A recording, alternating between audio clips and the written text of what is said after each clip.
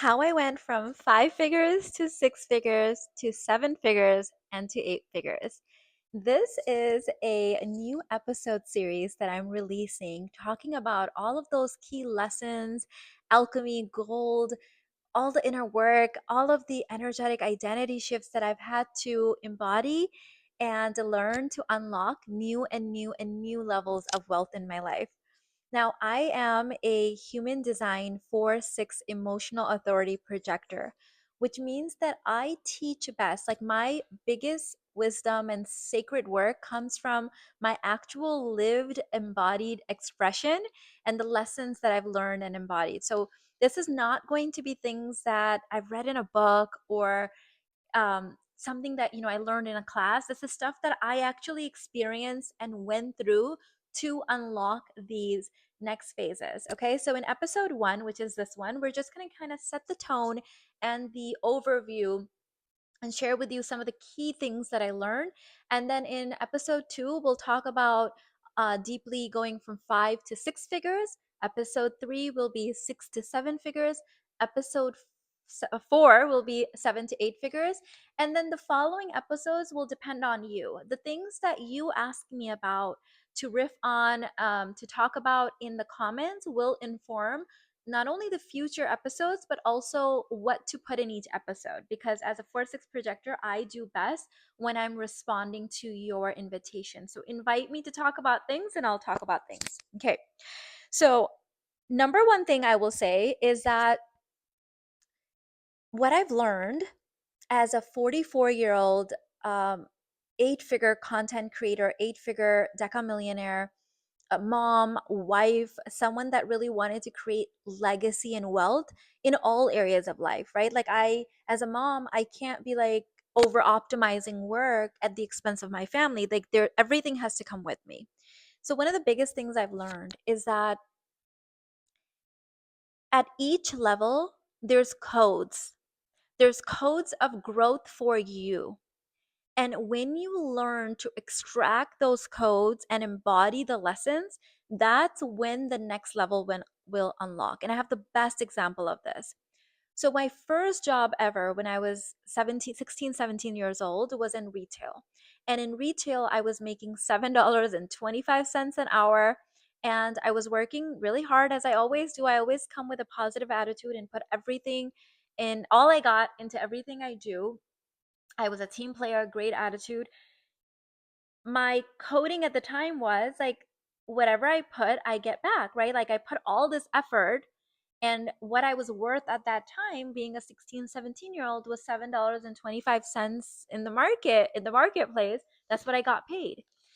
And in this level, which was only a few months before I went into corporate, I learned, okay, you show up, you clock in, you do the thing you're required to do, and then you get your paycheck. And it depends on you clocking in and clocking out. Well, when I got to corporate, it was a whole different world. I was making more money, but I was expected to be on all the time. Like I remember my company gave me a phone and I thought this was like amazing. I'm like, oops, sorry, someone's ringing the doorbell. My husband's going to get it. uh, I thought, okay, well, I'm, getting the salary and I got this phone and I have these benefits. Wow. I didn't realize that that salary and that phone came with literally like signing away the rights to free time. Basically, my boss would expect me to be available at all hours at any time and drop everything to take care of the company needs. And it was very overwhelming. However, I hadn't learned how to activate boundaries. And so I I really struggled with setting these boundaries. And, but here's the lesson. Here's the lesson that you need to understand. At this level, if I was asking for 6 figures, it was almost God's protection not to give me 6 figures. Because imagine if, like, let me give you an example. At this time, when the company gave me a cell phone and all those things, I was making 60,000, which is the most I ever made in corporate. I had to leave corporate to earn more in my own business, which I'll get to in a second. If I was asking for 6 figures, since I had already signed away all my all my hours, right? All my free time, all my quality of life to this company for $60,000 a year and a cell phone and benefits, why would God give me six figures? If God gave me six figures, what else would I feel like? What would I do? Burn out? What would I do? Light myself on fire to keep the company warm? It wouldn't even make sense. So when we haven't extracted the gold, which the gold at this level was to set boundaries, to be able to say no. Until I was able to do that, I could not move to the next level. And so when you don't extract the gold, the universe, God, source casts this energetic spell of protection so that it will not give you the thing. If it gives you the thing and you don't have the codes, you're going to destroy yourself. And so I've now, every single time I've asked for something and it's been delayed, let me tell you, as a 44-year-old woman with all of these manifestations that I have unlocked, every time something has taken longer, and then when I finally did manifest it, I'm like, oh my God, thank God. Because looking back, I'm like, oh, thank God I did not unlock that before learning that lesson and that thing and that thing. Because that, I mean, sorry to overuse this example, but that's called the curse of the lottery, right? um, they unlock all this wealth without having learned the lessons, and then they destroy themselves with it. So either you can just learn the lessons now, or you can just prolong that thing. Which brings me to the second point I want to make. Your wealth, or the thing that you want, the next level. So let's say you're at five figures and you want to go to six figures, or you're at six figures and you want to go to multiple six figures. It's not a time. It's not like, oh, I'm earning six figures now and I'll earn multiple six figures in 3 years. It's not about the time. It's about the consciousness, about the lessons. So some people will take 3 years to learn the lessons and the coding that they require to get to multiple six figures. Some people will learn it in a month. It just depends. And what I've also learned is the things that are more sticky for you, for example, things that are like generational curses, like for me, boundaries were, it's like a big generational curse thing. It was sticky, which means it was like really deeply encoded in my DNA, right? And so it took me a little bit longer to learn those lessons versus someone else like might learn that really quickly and say no and move on to the next level. That's why you cannot compare your journey to someone else. What you're seeing as a blessing in someone else may actually be a curse for you right now because you have not unlocked the codes yet. They have different coding, they have different lessons that they're here to unlock and embody on their life journey. You have different lessons and different coding. And so, people just want someone else's results, but they don't realize that those results, as amazing as they are for that person, they might not be right for you yet until you learn the coding that's required to have that next level. Okay. Um, the other thing I want to say is one of the things that I had to, so I told you what I had to unlock from like five to six, kind of like leave corporate.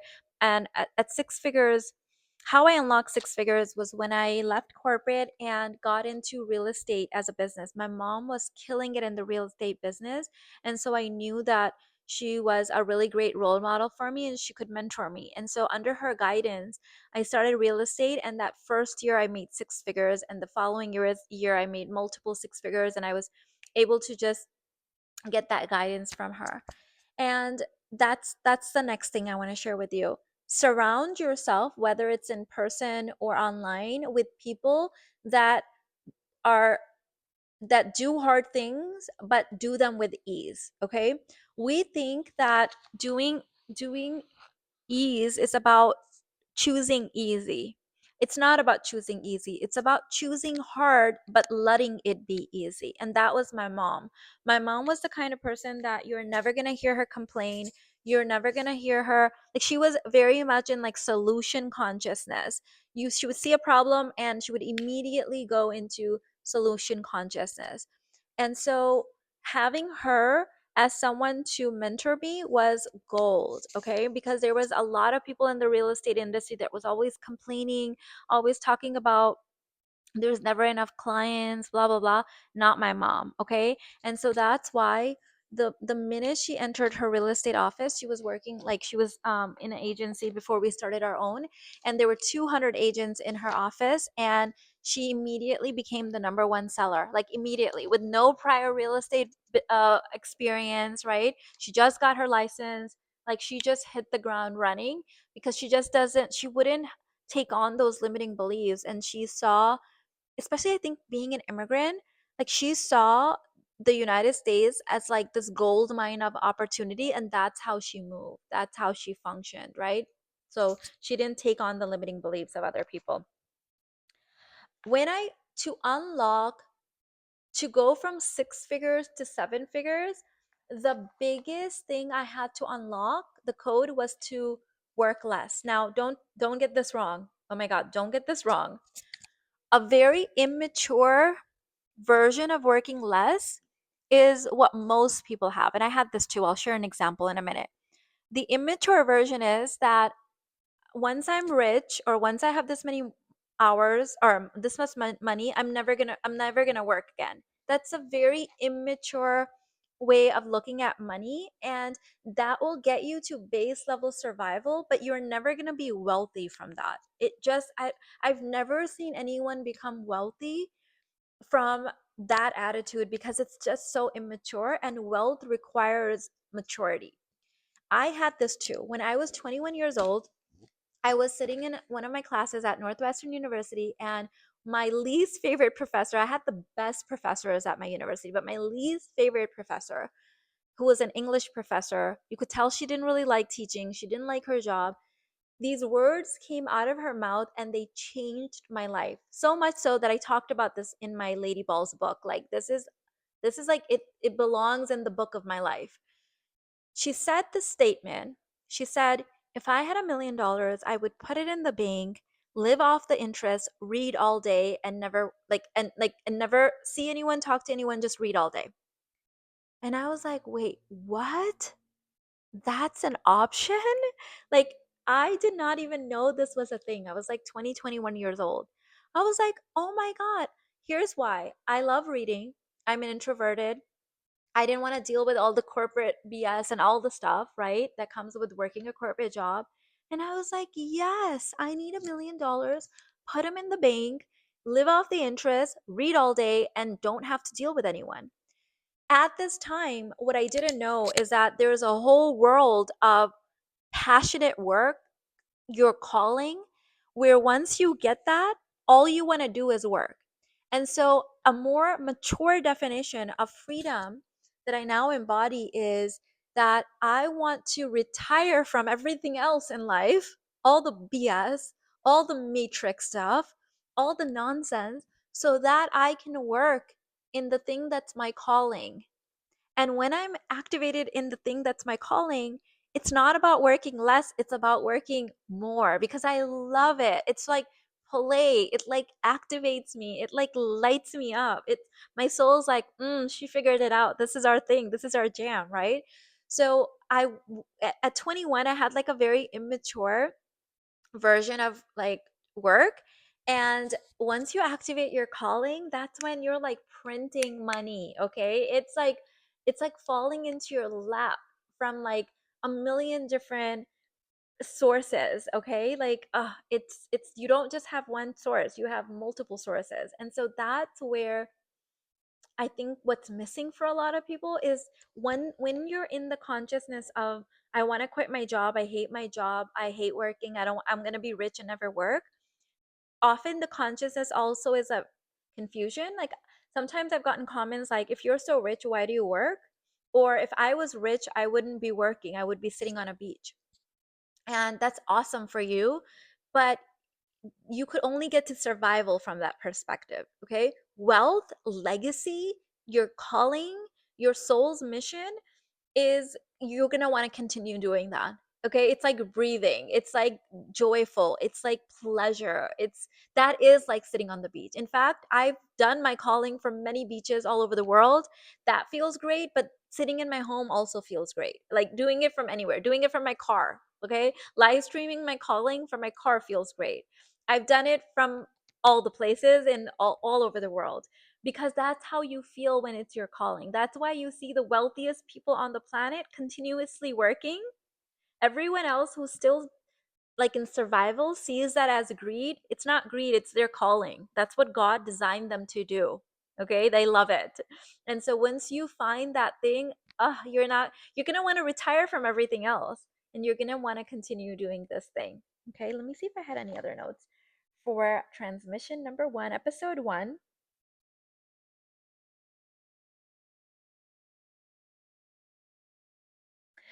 So I want to speak a little bit more. So I was talking about how I had to go from work. So what does working less mean? It means that, for example, when you're in corporate, okay, and let's say you're already working 80 hours a week, if you want to earn more money, there's this energetic cap because you're like, well, if I'm already working 80 hours, I have like no social life, I have no personal life, I have no quality of life. If I want more, how can I possibly have more? I don't even have space for more. I don't have space for more as far as hours. I don't have space for more as far as like energetic capacity. So it's really hard to break through. When I was at 6 figures and I wanted to get to 7 figures, it wasn't that I was trying to go from working X number of hours to X number of hours. It was realizing that I need to be able to hold the capacity of more energy coming through me, more clients, more students, more transactions, more circulation in my field. And so it wasn't capacity building at that stage wasn't about hours. It wasn't about hours more or hours less. It was about what can I energetically hold. That's a really hard thing for people to understand, I think, until you've actually gone through it. And so it will continuously block you. You'll say things like, this is what I went through. I would say, but like, this is what I'm holding right now. And like, it energetically feels good. The desire is there for more, but like more will like take away something, or it felt like I'm gonna have to hold more. And it's not that you have to hold more, it's that your container changes. It's so hard to explain, but I think you're getting the frequency of it, right? So if I have a container that's, let's say, can hold 1 liter, I want to hold 3 liters because the thing that I desire requires 3 liters of holding. It seems really hard when I have a 1 liter container, a vessel that's me, it's 1 liter. I'm making this up, but you understand energetically. I know you understand the frequency of this transmission. It seems like, oh my God, I can't hold it. My container is going to break. But if my container actually gets upgraded to a container that can hold 3 liters, now it's easy. And so instead of trying to manipulate the outside, it's manipulating the inside. And how I tried to manipulate the outside is I said, okay, if I can only hold 1 liter, then let me like hire people, or like, get other people to hold some of it. And the truth is, no matter how many people you hire, it's your vessel that's attracting your wealth. You can blame your partner. You can say, well, I'm holding this much and he's not holding it, or I like my team isn't holding it. Your team can support you, but they can only hold wealth for their container. They are not responsible for the wealth of your container. And so that was a mistake that I made. I thought, okay, if I can't hold more, I just need other people. Mm-mm. I needed to expand my capacity. And so I need to be evolving and moving and expanding that range to hold more. And that's when I can have more. And thank God, right? Like, again, going back to, like, I'm at 8 figures now, and like, my desire is to have 9 figures, but I know that there are certain codes that I still need to embody. So I hope that God will not give me the 9 figures before I embody that code, because I don't want it that way. I don't want it where it's not something I can hold, because I don't just want wealth to come through me. I want to be able to hold it. That's what wealth is. It's not just riches. It's not just cash flow. It's actual wealth. And so I know that the minute I embody all the codes that I have needed, whether it's like generational stuff or my own stuff or lifetime stuff, right? Akashic stuff. Once I embody them, nine figures will be the snap of a finger. Okay, now here's your homework. Number one, in the comments, write down the key codes that you got from this transmission from episode one. And then you are literally responsible for creating the future transmission. So write down key codes that you got from episode one and what would you like for me to riff on and talk about in the next episode. I'm so excited about the series. I think this is going to be transformational. Like this is a rapid transformation that I always talk about. And so I love that we're co-creating this. My responses are coming through, like the codes are coming through really fast and hard and momentum and velocity. So don't be surprised if I move really fast through this, but it all depends on you. Okay. I have some resources for you. I've got some free resources in the description box. I've got some paid resources.